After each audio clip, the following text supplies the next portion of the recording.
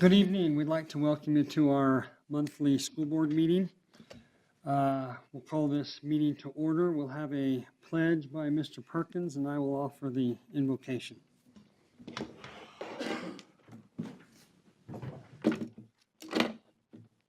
Allegiance to the flag of the United States of America and to the republic for which it stands, one nation, under God, indivisible, with liberty and justice for all.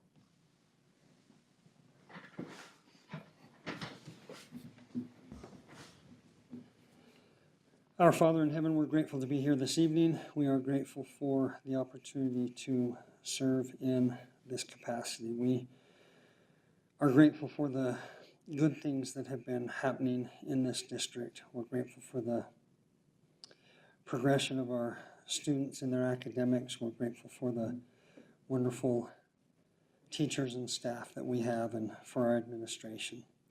We would ask for a blessing upon all of them, especially watch over our students this summertime, that they might enjoy their time off and be ready to come back rejuvenated and prepared to learn. We ask you to please bless us this evening as we have several items before us, that we might be able to be knowledgeable and be able to make correct decisions that will benefit our students and other shareholders. We ask for these blessings in the name of thy Son, Jesus Christ. Amen. Amen. Thank you. I'll now entertain a motion to approve the agenda. I would like to move that we take off 8.4 from the agenda and then approve it as is, the agenda as is. Okay, so we're talking about approving the agenda minus 8.4, item 8.4. Yes. Okay, we have a motion and a second. Any further discussion? All in favor? Aye. Opposed? Motion passes. Thank you.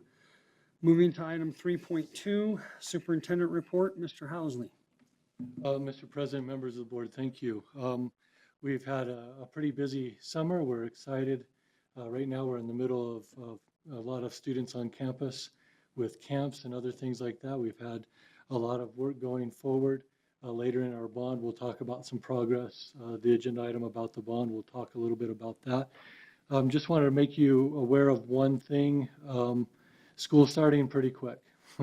So new teachers report, I believe it's July 25th. School starts August 2nd. And so it's just around the corner. With that in mind, we had some pieces of the bond that we needed to wrap up. And I just want to let you know that the committee, we sent out information for a request for qualifications for a construction manager at risk. We had 4 companies respond to that request. Lone Mountain Construction, White River Builders, GCon Construction, and Core Construction. And the committee reviewed those, did a paper review, then chose to interview 2 of those, Core Construction and GCon. That same committee interviewed those in about 1-hour interviews, and the committee has made a recommendation to move forward with the highest scoring of those contractors, and that was Core Construction. The recommendation was to move forward them in the negotiation process. We'll negotiate guaranteed maximum prices, and then in August we'll bring that back to you as a board agenda item for approval to move forward once we have those solidified guaranteed prices. Okay, so that's where we're at right now, and we'll just be moving forward in that process with Core and bring it back to you in August. So that's my report as of now. Thank you. Thank you. Where's CORE from? CORE is out of Phoenix. That's where their home station is. They're the fourth largest school construction company in the nation. They do a large number of school projects here in the state of Arizona. And they've done some work on the Blue Ridge Bond. They did some of that work there, and we're happy to have them here. One thing that appealed to me as I went through the process with them is they were really committed to trying to get local contractors to pre-certify and be involved in the work. And they were also, there are two superintendents that they would commit to our project. Both one lives in Snowflake and one lives here in Show Low local. So we're excited to see that happen. I've done some subcontract work for CORE. They're good. They were the contractors that built the fire station in Linden, so they were the ones there. Super. Would you do me a favor? Hopefully I'm speaking for the board. Would you extend our appreciation to the committee for all their hard work? I mean, so grateful for all that they're doing. Yep. Thank you. Item 3.3, call to the audience. Did you have anything, Kelly? No, sir. Okay. And 3.4, future board agenda items. Anybody have anything they would like? I have one. I would like to maybe discuss a purchasing policy that addresses local businesses, in light of, this copier thing or especially with the bond. I just would like priority or preference, if possible, in a matrix for local people. And maybe that's, just a discussion. Maybe that's not possible. I don't know, but I would love to have some type of policy about, putting local people first. We'll rely on you to bring that so we can discuss that. Thank you.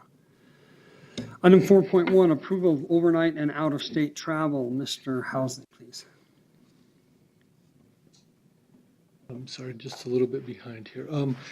In our overnight and out-of-state travel, we have a recommendation from the high school, a request to attend the League of Cities and Towns Youth Delegation with 4 high school students. That's in Phoenix.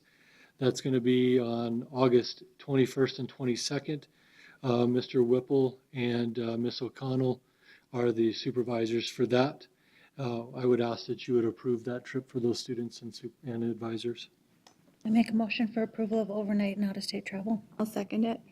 I have a motion and a second. Any further discussion?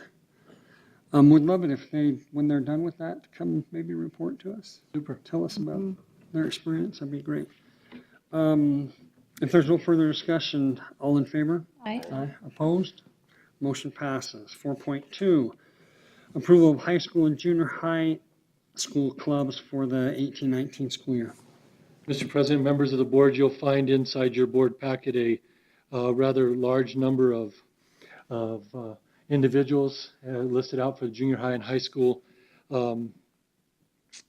clubs and organizations. I would ask that you would approve those lists as outlined for high school and junior high clubs for the 18-19 school year. I'll move we approve the high school and junior high school clubs for this coming up school year. I'll second the motion. I have a motion and a second. Any further discussion? All in favor? Aye. Aye. Opposed? Motion passes. Item 5.1, approval of resignations, terminations, and retirements. Mr. Housley. Mr. President, members of the board, just one for your consideration this evening. Mrs. Karen Abels as the Whipple Ranch Elementary Fast Forward TA, effective July 17th. I'd ask that you would approve that resignation at this time. I'll make a motion to approve the resignation. I'll second it. I have a motion and a second. Any further discussion? All in favor? Aye. Opposed? Motion passes. 5.2, approval of new hires and transfers. Mr. Housley. Can I just say that I'm very happy that when I talk to others around the state and we all ask about how hiring's going, and to be able to say that we were close to being done or done in a lot of areas, and others saying we're still searching, it does feel good. I want to hats off to our administrative team and our Ms. Beecroft in our HR department in trying to make that happen. So for new hires is for your consideration, Alyssa Brown, Whipple Ranch Special Ed TA, Jody Clark, Speech Language Pathologist Assistant, Path Assistant, Janice Cortina, Linden First Grade Teacher, Matthew Ford, Groundskeeper, Andrew Gray, Nicholas Homestead, Special Ed TA, David Langsmith, High School Discipline TA, Eric Ludwig, High School Special Ed TA, Carrie Poe, Nicholas Homestead, Special Ed TA, and Julie Walker, Whipple Ranch Elementary Special Ed TA. I'd ask for your approval of these individuals. I'll make a motion to approve the new hires. I second the motion. I have a motion and a second. Any further discussion? All in favor? Aye. Opposed? Motion passes. 5.3, approval of stipends and volunteers. Mr. Housley. Again, it's one of those times a year where we have a lot on that list, and to save you from reading through all those, they are attached in your document there, but I would ask that you would approve that list as outlined of stipends and volunteers. I'll move we approve this list of stipends and volunteers as outlined. I'll second the motion. Motion and a second. Any further discussion? All in favor? Aye. Opposed? Motion passes. Item 5.4, approval of substitutes. Mr. Housley. Mr. President, members of the board, we have a rather large list of substitutes and others to assist us during the school year. We're grateful for our substitutes and ask that you would approve those as outlined, and also encourage those who may be wanting to sub in our district to come and apply and be a part of our team. We could use all that we can during the school year. So I'd ask for your approval of those. I'll make a motion for the approval of substitutes as listed. I'll second it. I have a motion and a second. Any further discussion? I just wanted to, it says these are all SEI. Do we do all of our substitutes through SEI? All of our substitutes are through ESI. Yeah. Yes, that's what I meant. Yes, thank you. Yeah, they are all through ESI. Okay, So when they come in, ESI takes care of all the hiring, all the paperwork and stuff, and then we put them to work. thank you. I see we just have 2 bus aides. Are we staffed for bus drivers? I know last year we were scrambling a little bit. Yeah, we're very fortunate. We have our routes full, and we ended the year pretty good. I think one thing that helped is the way that the board changed some of the salary structure. That really helped. Okay, so I have a motion and a second. All in favor? Aye. Aye. Opposed? Motion passes. Item 5.5, approval of extension of superintendent contract through June 30th of 2021. Mr. President, members of the board, for your consideration this evening, as you know, my contract is up at the end of this school year, and as superintendent's contracts go, you can begin to look forward to the next contract 18 months prior to the end.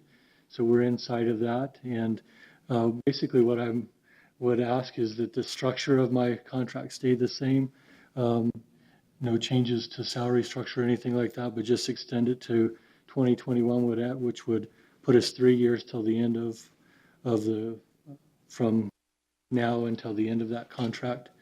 And so a 2-year extension is what I would ask at this time, and would ask for your approval. I'll make a motion for the approval of the extension of the superintendent contract through June 30th of 2021. I'll second it. I have a motion and a second. Any further discussion? All in favor? Aye. Opposed? Motion passes.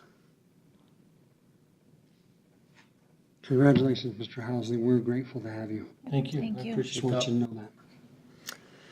Item 6.1, approval of a second reading and adoption of policy JEB, entrance age requirements. Mr. President, members of the board, this is our second reading and for approval as policy. As you can see in the document, there are some italicized and highlighted verbiage that was added to this policy, mostly around clarification as to when we would accept a kindergartner that doesn't meet the age requirement, and kind of the process for which that would happen. We lack that in policy, and we've now added that. We've done a first reading and approval, and I would ask for a second reading and final approval of this policy as written.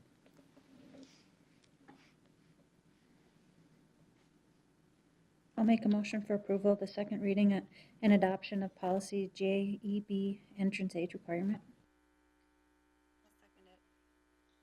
Motion and a second. Any further discussion on this? I'm glad to see this. This is going to be helpful, I This will be believe. really helpful. Yeah. So I have a motion and a second. All in favor? Aye. Opposed? Motion passes. Item 6.2, approval of a first reading of policy advisories number 616-624 as recommended by Arizona School Boards Association. Mr. Housley. Mr. President, members of the board, in front of you are, as the legislative session ended, the laws that came into effect changed policy, and therefore that's what you see in front of you. This is a first reading, so it's just an opportunity to get it in front of you for your eyes and start to peel through it a little bit. So I would ask that you approve policy advisories 616 to 624 for first reading this evening. I'll move we approve these for a first reading. I'll second. I have a motion and a second. Any further discussion? All in favor? Aye. Opposed? Motion passes. 7.1, approval of fiscal year 2019 adopted budget. Mr. Schubert? Thank you, sir. Tonight before you, we bring to you our annual budget for the upcoming school year. Last month, we brought you our proposed budget. There have been some minor changes within the budget, and it's just been moving from one category of employee to another. So there have been some slight minor changes, but the actual budgeted amount has not changed. I can go through this for you for your consideration. On the cover page here tonight, if we could get that up. Maybe not. Go. It's there. Oh, there it is, okay. On the cover sheet, you can see we're in our maintenance and operation budget. We have a budget amount of $14,940,180, $14,940,184. In our capital budget, we have a budgeted amount of $750,000, and then in our federal and state grants, we have a budget of $1.8 million for a total budget of $17,530,358. I just can't speak tonight. But it's because of the huge audience we have. You a math guy? A new requirement this year on the budget with the passing of the governor's plan to increase teacher salaries. On that cover page, it shows what our average teacher salary was in the previous year, or for this upcoming year, excuse me, it's $41,430. Our average salary for teachers employed last year was $35,634, with an increase in average salary from the prior year of $5,796, which is a percent increase of around 16%. In the comment section on the budget, we use this portion to describe what we have identified as a teacher. And there were three ways that we could actually define what a teacher is, and what we used is the definition for the Classroom Site Fund, or the Prop 301. So these numbers here on this cover page are the actual salaries. These do not include any stipends. They do not collect, or they don't, wow. They do not include any stipends, any Prop 301 money, and in the case of fiscal year 18, the 1.06% increase that we were given for the teachers. So just to kind of go through this for you, on page 1 of the budget. Wait, can you go back and, sorry? how much is the Prop 301 going to be on top of that? It's right around $9,800 Per teacher. per teacher. Great. So you can take that average amount, and just by adding the Prop 301 money to it, it comes pretty close to $52,000 a year. And that's the portion of the budget that's going to be on the website, right, when somebody logs onto our website? When somebody logs onto our website, what they will see is they'll see the link to go to our budget, and they will see this exact same document, but in PDF form. And they'll see on the website page, they'll see the average salary part, right? Yes. Yes. Okay. Yes, so we have to actually put that in a prominent space within our website. Super. Thank you. You're welcome. So page 1, This is our budget for the upcoming school year out of our maintenance and operation funds. As you can see, we budgeted out to the $14,940,184. On page 2 of this is where we break down our special ed. So within that, we are budgeting $2.2 million in special ed. On page 3 of the budget, this is our classroom site fund, or our Prop 301 money. So this is where all that money gets budgeted from to be paid out to our teachers. Page 4 of the budget, this is our capital page. One thing that you will notice on this page, and I just want to kind of point this out, is that we have a 1,332% increase in spending. What we're doing is we're actually looking at more furniture this year versus we have in the past.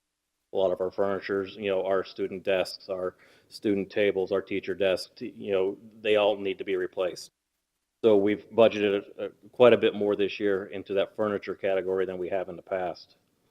On page 5 of the budget, this is kind of a breakdown of where everything is, including our budget within the bond, which is here in this middle column. On page 6 of the budget, this is where our federal and state grants come in, as well as all of our auxiliary funding that we have as well. So anything like our tax credit money. What else was a good one to put in here? Civic Center, which is our funding for that we receive when we rent out our facilities. Our food service budget is there. Another big point I just wanted to point out is there's 2 big ones down here towards the bottom. We are expecting 2 really big projects with the SFB, one being the replacement of the Whipple Ranch roof, and the other one the replacement of the gymnasium floor at the high school, as well as HVAC. So that's what we have budgeted there. And the line below that is our debt service, and that would be our first payment for interest and on the bonds. So that's what those are. Pages 7 and 8 are the calculations on how we get to those amounts for our budget. So that is page 7 being our M&O budget, page 8 being our capital budget and our classroom site fund budget. And then we have a supplemental page which shows what we're spending for our English language learners. And then we have the summary on pages 1 and 2, which outline, it gives you the Cliff Notes version of the budget. So with that, I open it up if y'all have any questions about the budget, or if not, I'd appreciate your approvals. I'll make a motion to approve the 2018-2019 budget. I'll second the motion. A motion and a second. We didn't have any questions for you, so we'll, all in favor? Aye. Opposed? Motion passes. Item 7.2, approval of National IPA as a cooperative purchase agreement. Mr. Schubel, this one yours too? Yes, sir. National IPA is another purchasing agreement. It's similar to the state contract. It's similar to the Mojave contract. It's a way for districts to actually use vendors who have pre-approved purchasing. We have to go through, we have to do our due diligence on their bids. National IPA, they're actually, their contract is through the city of Mesa. So what we're asking for you tonight is your approval for the district to use National IPA in their cooperative purchasing. For some of the products or services they would provide. The reason why we're bringing this to you tonight is one of the places we're looking at buying some technology out of uses the National IPA contract. Super. I'll entertain a motion. I'll make a motion for approval of the National IPA. I'll second the motion. I have a motion and a second. Any further discussion? All in favor? Aye. Opposed? Motion passes. 7.3, approval of resolution between the district and Midstate Energy LLC authorizing the execution and delivery of an installation agreement for energy conservation measures within the district. So before I go ahead and bring this for your approvals tonight, we do have some representatives from Midstate Mechanical here to give you a kind of a high-level overview of the projects that we are planning with Midstate. So with your approval, sir, I'd like for them to come to the podium. Excellent. Please. Thanks for coming. Mr. Board President, members of the board, thank you very much for having us in tonight. We appreciate it. And we'd like to go over our presentation that we have to kind of fill you in a little bit on where some bond funds can go for you in our project. Start it up. Yeah, I got it. I'm just waiting for them to flip it over.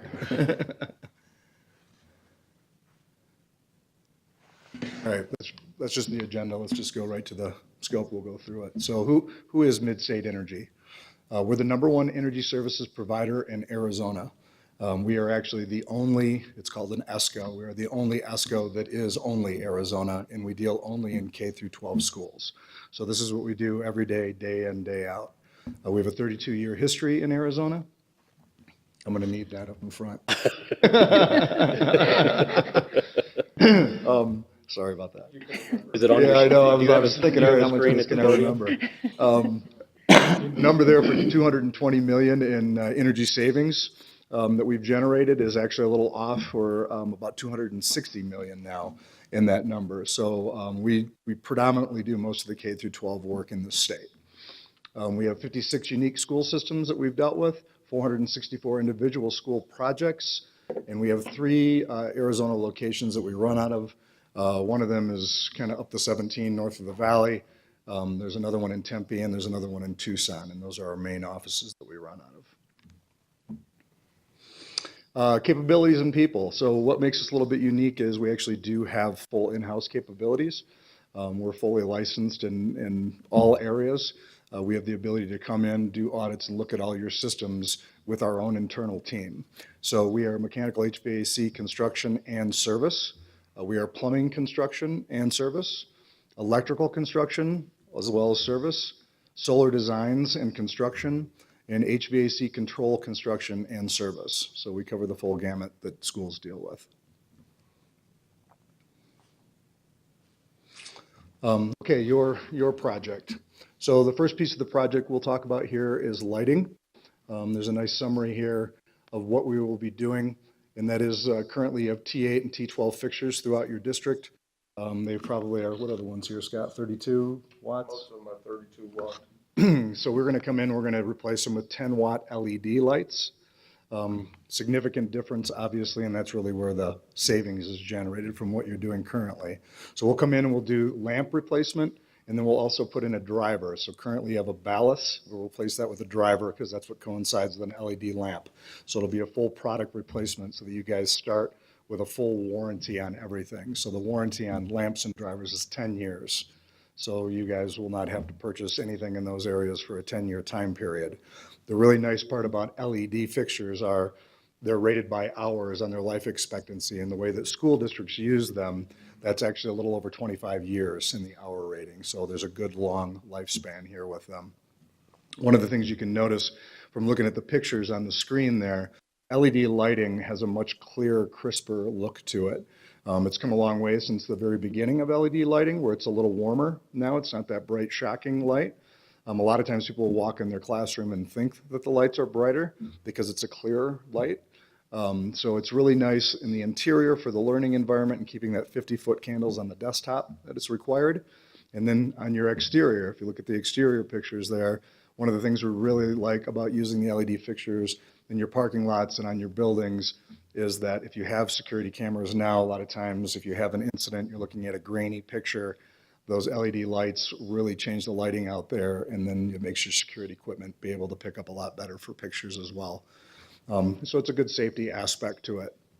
We'll replace your high-pressure sodium and your HIDs with new LED fixtures, or they'll be retrofitted with an LED lamp, depending on the situation. And these are district-wide projects, so this is all your lighting throughout your districts, inside and out. And again, there's a 25-year lifespan on the LEDs, and these carry a 10-year warranty on them. Water conservation. So water conservation is a very big deal, much more than it used to be, actually. The prices of water are increasing rapidly in our state as we're trying to catch up with states around us because our prices were actually pretty low. So when we go in and we do an audit on your schools and go through everything, we actually beaker test your urinals, your faucets, your toilets. So we flush them, beaker test them, get all the data on them. So that brings us back kind of where you are and then tells us if there's an opportunity to replace equipment and have an advantage. So you have an average faucet flow rate of 1.6 gallons per minute, average toilet flow rate of 4 gallons per minute. So every time somebody's flushing a toilet, that's 4 gallons of water that goes out. So we're going to retrofit your existing plumbing systems with upgraded fixtures, valves, faucets, toilets, urinals, drains to reduce the water consumption. So there's a couple ways to look at a water project. You can come in and look at a valve that will actually give you a lower flow than the one that you currently have, but it's important that the china that it's attached to is able to handle that change as well. So in your particular instance, we'll be changing all the china, all the urinals, all the toilets, along with the valves in your project, so that they match up and you have a good flush rate, good flow rate. Energy management system. This is the computer system basically that handles your buildings for the temperature control when they're occupied. The current HVAC control system has a good backbone. It's a solid system. It's just got some minor flaws in function, design. It really needs to kind of be updated and adapted out a little bit to where technology is now, so you guys can get a better use out of it when you're scheduling buildings or when you're trying to conserve energy or when you're programming any of that. So we're going to take your existing system and we're going to go to a web-based system. And what that means is that no matter where you are, as long as you can get on the internet, you can also, with permissions that are allowed through the program, go into the buildings and see where everything is, whether it be temperatures, if HVAC is running or not running. It's a good diagnostic tool. You can change set points, temperature settings, off on times. We're going to retro commission the system that you currently have. And what that means is you have field controllers that are on each device out there that does controlling, and then you have a head end that kind of is where all the programming done and the information is put in and it sends it out there. Those are working fine, but we have to make sure that any action that you put in on the front end is actually being delivered and executed by the field controllers. So we'll go through and check all the wiring that the actions are actually taking place for each one of those to make sure that you have a good working system currently. You don't want to cover up a problem that you already have, so it's good to go through the whole system first and then do that. If the internet's down, can they still manually, like, are we still going to have HVAC? Yeah, you still have HVAC. Each space will still have a temperature sensor in it that will have some controllability for the occupant in the space. Okay. This is mostly, energy savings isn't so much how much I tell you your room temperature has to be. That's not really part of the equation. It's when it can be off or when it can be set back. And so this helps a lot with that, with scheduling, timing. If there's nobody in a space, the space can then set back a certain degree, or if it's an unoccupied time, it can go to where it's, all right, no one's in here anymore. We're going to set all the way back and go to our nighttime setback. So those are really the areas where you can serve the most. And this system helps you do that. The occupant in the space still has some control, a drift basically, that gives you a couple degrees above and a couple degrees below. So if they're a little hot or a little cold, they have motion there that they can go ahead and do. And then of course, if there was a problem, the person on your staff that actually goes through and is trained on this, which could be many, takes care of the training, will train facilities, anybody else who wants to go into it. But then they have the ability to also deal with the person in the space and make corrections there. And that's really more about diagnostics, because if the person's uncomfortable in the space, there's a reason. And so it's important to find out what that reason is. Do you have something that's failing? Is there something that's not operating properly by command? So that's really kind of the pretense behind all of it. Thank you.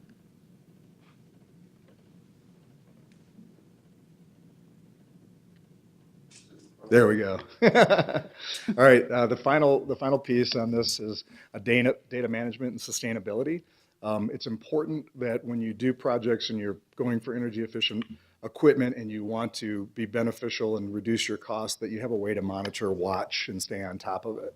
And so we have a program that we utilize that actually watches consumption by meter. And so there's a baseline that's set up so we know what we expect out of that meter with the new equipment on it and how it's supposed to run. And then it's transparent to both the district and to us, and we can watch that. And if it gets out of whack, where this meter's red, which means it's higher than we think it should be. And then all of a sudden we see it, all right, one day, maybe something's going on, 2 days, maybe there's a problem. And so it will automatically send out to whoever's designated a text or an email or even a secondary person to say, hey, there may be an issue here. We should look at this. Is something not operating correctly? Do you have a compressor going down? Those kinds of things. So it has some diagnostic and some warnings to kind of help you stay on track and to help for us also to help keep you on track.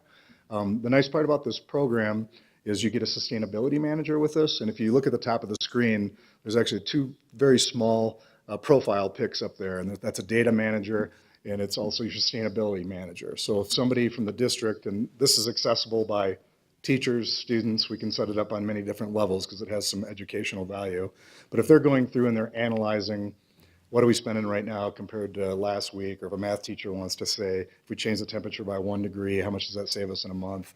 And they're going through and they have a question on this, they can actually click on that icon and send the question directly to that person. And then that person, whether they are at their station or on their phone, will get that question so they can respond back and answer to that. So it's kind of a neat feature. The other piece is the sustainability manager will bring in some program ideas for green teams and student involvement in ways that classrooms can use it if they choose to. She'll bring that into the administrative, kind of go through what that could look like. That's kind of molded and then brought to the principal level to get involvement, and then student level to get involvement. So it kind of gets everybody more aware of energy conservation and, you know, just a better planet in general. We have a lot of recycle programs come out of this that students love getting involved with. You know, it seems much more than when I was in school.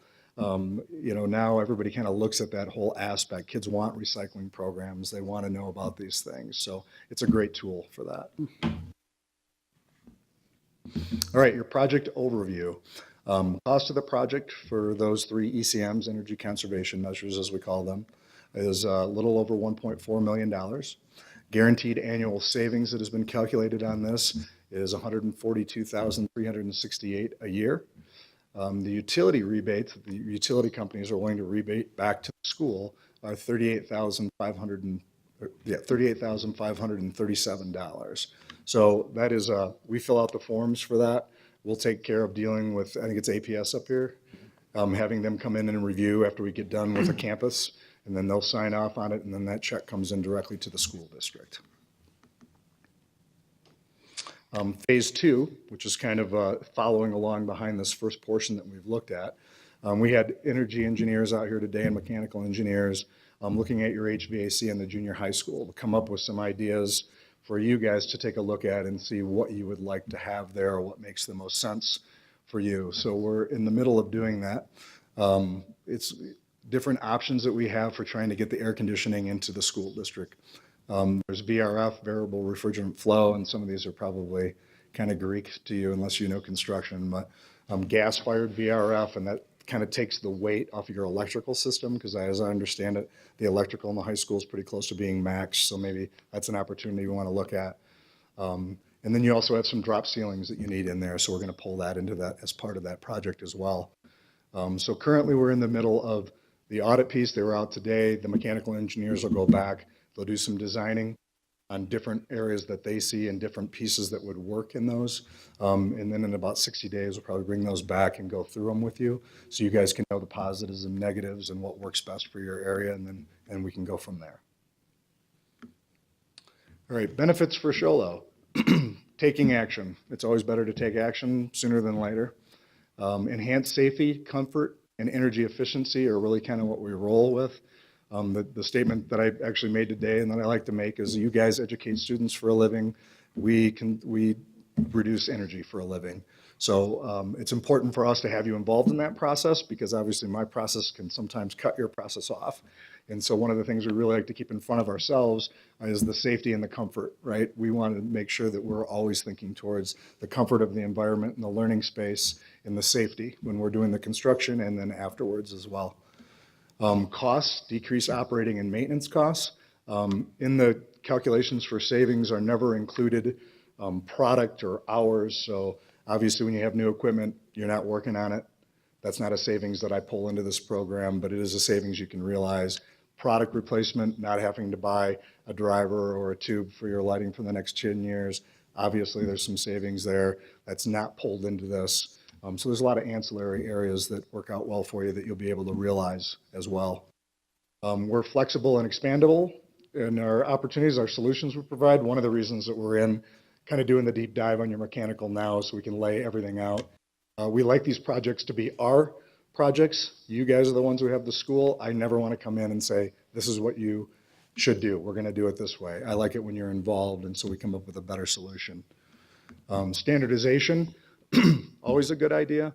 You know, when you have the same bulb everywhere and the same driver everywhere, you don't have to stock a bunch of different product. It's easier to get discounts on what you're buying because you're buying in larger amounts. It's just a good way to go. It's easier on your facility staff as well. In assurance, using the data program to track the savings so we can stay on top of it on a real-time basis has real value to it. All right, next steps. Third-party validation is complete. When we do projects, and if we ever have a project and we do it and we say there's an energy savings involved, it's required that we get a third-party engineer to go through and look at all that and verify that, yes, indeed, they agree that it's accurate. And then, of course, they have to stamp that with their stamp of approval. That actually has been done. The construction length on a project like this is 8 to 12 months. We are used to working when you are not. So we do all nights, weekends, breaks. We take advantage of all that. So there's no disruptions to the learning environment when we work. And this is how we work. Yeah, every single day. So our guys are used to going to work at 4 and, you know, leaving at 2. We like to put in 4 10-hour days and then let them go home to their families for the weekend. So we're very used to working in this environment. We do a very good job in our implementation and making sure that the only thing people realize when they come back into a space is that something's been improved. So we like them to not know that we've disrupted anything. So tonight, we ask for your approval on the project. Very happy that we've been able to come up here and work with you guys. And if you have any questions, I'd be more than happy to take them now. Thank you. How's our solar system gonna fit in to all of this? So I'm not intimately familiar with your facilities on where your solar is, but I will tell you how solar affects a project. So if you have existing solar, which I'm assuming you do, you are buying kilowatt hours at a certain rate, and then you're buying the rest of your kilowatt hours off the grid at another rate. And so when we come in and we reduce kilowatt hour need, that means that the hours that you are buying that are on the grid that are more expensive are being reduced. So it just optimizes your solar, lets you take more advantage of where your solar stands now. Right. Can you just real quickly go over what you meant by a guaranteed savings? Yeah, so when we do these projects, we like to lay them out. When we go through everything, we focus a lot on energy efficiency and reduction. So we engineer and have programs that help us engineer out. If we take this product that's existing, remove it and put in another one, and we run it the way that you guys want to run your school district, what does that mean in consumption? So we go through and we engineer all that out, and we come up with a number that this new product will bring to the table in kilowatt hour reduction or BTU reduction. And then we calculate that back into a dollar figure based on what you spend per kilowatt hour or BTU. So when we do that, these are guaranteed projects. So if I don't save 142,000, I got to give you money. So when we do that, we come up with a figure, and then we use about 85% of that as the guarantee amount because we like having a cushion, and we also like it when we say, hey, you saved more than we thought you were going to save. So that's how the products work when you go in and look at it from an energy efficiency standpoint. Are these replacements of all the units, or are they, adapting the older units into, with some of them being replaced and kind of making them all work together, or is it a full replacement of everything? For the lighting and your plumbing, your water, those are all full replacement. When we get into the mechanical section, it's going to be focused on the school that we're looking at, and I believe Right now, it's the junior high. Junior high. We intend to look further out, Linden, Nicholas, Homestead, those areas. Yeah, so we'll identify campuses that we go to and then work with you guys. I've had it both ways. Obviously, you don't want to replace a HVAC piece that's sitting there that is only 5 years old, right? You paid good money for it. You want to get some life expectancy out of it. So those, if we run across those are omitted. In this state, we actually don't run into a lot of that, actually. Unfortunately, we're not funded very well. So we lay it all out by every single one. We actually literally, when we audit, go in and look and touch every light bulb, every faucet, every toilet, every piece of mechanical. So it has been thoroughly audited and brought in, so we have the information on it. So it's going to cost us 1.4 million, but we have a guaranteed savings of 142,000 Yep. every year. Correct. Every year, Annually, yeah. right? And is the 38,000 also every year rebate? Or No, is that rebates- just a one-time rebate? Correct, yeah. The utility companies offer that as a bonus, basically for energy reduction, and that is a one-time deal for them. Okay. So how are we paying for it? Through the bond. This is all bond. This is Okay. bond. And the good thing about the guaranteed savings, if you run that out over 10 years, It it pays just for it. recouped that money. And that's the life expectancy of the drivers and the bulbs that they're putting in. So really, in that 10 years, we're just recouping money, not losing money. Thank you for your presentation. Yeah, thank you very It was much. great. Thanks for having us. It was pretty. So with that, Mr. President, we ask for your approval of the resolution between the district and Midstate Energy. Make a motion for the approval of the resolution between the district and Midstate Energy LLC. I'll second it. I have a motion and a second. Any further discussion? Thank you very much for coming up tonight. All in favor? Aye. Aye. Opposed? Motion passes. Item 7.4, bond update. Mr. Housley. Mr. President, members of the board, I just want to take just a few seconds. We did have a bond oversight committee meeting today at noon. Midstate was there. We appreciate them providing lunch for the committee. That was well received, and Where was supper tonight? well, you know. So they were there and shared the same presentation. It was well received by the committee also, and I'm pretty excited about those things. Just want to touch a little bit on what we talked about. We did talk about with Midstate. We talked about the CMAR, which I mentioned earlier in my superintendent's report. We will be moving forward with core construction and look forward to that. I just wanted to point out and we're not holding them to this, but it was interesting in the interviews, both contractors, as they projected out the safety pieces, the entry vestibules and the reconfiguring of those sites like that, those projects at each site, they all projected being done by the end of this calendar year with very little disruption to any of our school days. So we're talking December, end of December. Now, I wouldn't hold them to those timelines, as they get into it and start to order things, the lag time on products coming in, it may be a little bit longer, but at least they conceptually believe that they can get it done that quickly. So it's kind of exciting. We did try to procure some services here in the summertime to get some things ready for teachers coming back in a month. We found because of the short timelines, prices tripled.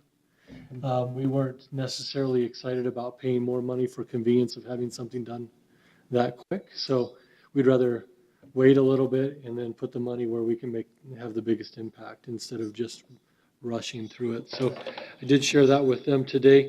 Want to point out there are some SFB projects in the works. Greg has alluded to some of those.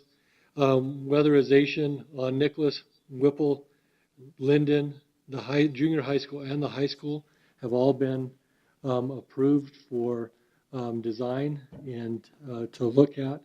So what weatherization is, it's our exterior buildings. If block aren't, if they haven't been sealed by paint or other ways of sealing them, they let water seep in. That's not a good situation. So all those buildings have to be tested, and the result would be having exterior buildings painted, the exterior of the buildings painted, windows replaced. Right now at Nicholas, that's going to be a reality, paint and windows. Really excited about what that'll offer us. Now remember, that's money that's not out of our bond. It's not out of our capital expenditures. It's school facilities money. And our intention was to expand our bond dollars out to $13 to $15 million. And we're getting we had 6 projects approved in June's meeting. We have 2 more on the docket for either July or August meeting. So we're moving forward. We're really excited about the way that we've been able to move forward with those. That'll add to our energy savings as well, the windows. Yeah. Because they're single pane, right? Yeah, well, in aluminum frames, the ones at Nicholas, you can stand by them and feel the air go through in the winter. That'll help. The junior high windows aren't functioning. And so the ones at Whipple, same thing. We had a project approved earlier. It's about a $350,000 project, but the SFB was back and forth with the engineers on whether they would do keep it as a metal roof like it is on Whipple Ranch, or it needed to go back to asphalt shingles. Back and forth, the SFB said they won't do metal roofs, and they were just going to do some spot fixing of it. We didn't like that solution because it doesn't address the problem. It actually just band-aids it. So they are actually just right now reviewing to make sure the load is okay to put 4-tab construction grade or commercial grade asphalt shingles on the roof, and then they'll be jumping into that project as soon as we can get that approval and then find the contractor to do it. So we're excited about that. Also, just in your board packet, I wanted to just point out, I have a spreadsheet there of just projections. The red numbers in that projection are just estimates. We just projected out. So for instance, I'll point out the junior high entry festivals. I threw an estimate based on my understanding of construction of about $850,000. I asked the architect if we were close in my meeting, and he says, yeah, probably pretty close depending on the level of finishes that we put on. But he did a quick pencil to paper and came out about 675. So we're between 675 and 850 in that. So we're pretty close. As we get our guaranteed final maximum prices, I'll put those into black numbers, and then we'll have a closer indication of where we are. But with the red numbers and the black that we already know prices on, we're about 9.7 million. So that includes about 750,000 towards the auditorium. That would put the junior high at about 2.7 million. Linden is right around 900,000. So we feel like we're going to be able to accomplish a lot with the projects that we have on board. So you can see our current expenditures. We've currently expended 1.8 million. The bulk of that was for our buses. We've started to purchase some of the technology so we can do some integrations with student devices and to begin to onboard some of that. So when we can start to put it into the classrooms, that we're ready to do that. And that's my report on the bond. Thank you. Right. Thank you. I know you've put a lot of effort into stretching those bond dollars as far as possible and being able to get these grants and various ways to stretch that is great. Just It's impressive. so Thank you. thankful.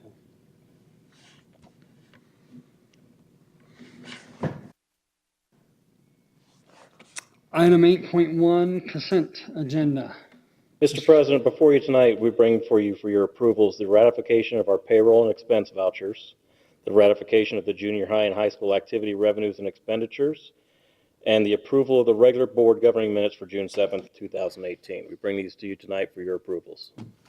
Make a motion for approval of the consent agenda. I'll second it. I have a motion and a second. Any further discussion? Did we have any donations? No, sir. No donations, okay. All right. Motion and a second. All in favor? Aye. Aye. Opposed? Motion passes. I will now entertain a motion to adjourn. I'll move we adjourn. Second the motion. Motion and a second. All in favor? Aye. Opposed? Motion passes. Thank you very much. Appreciate you all being here this evening, and we're thankful for all you do. Have a good evening. Very much. We appreciate it. Thank you.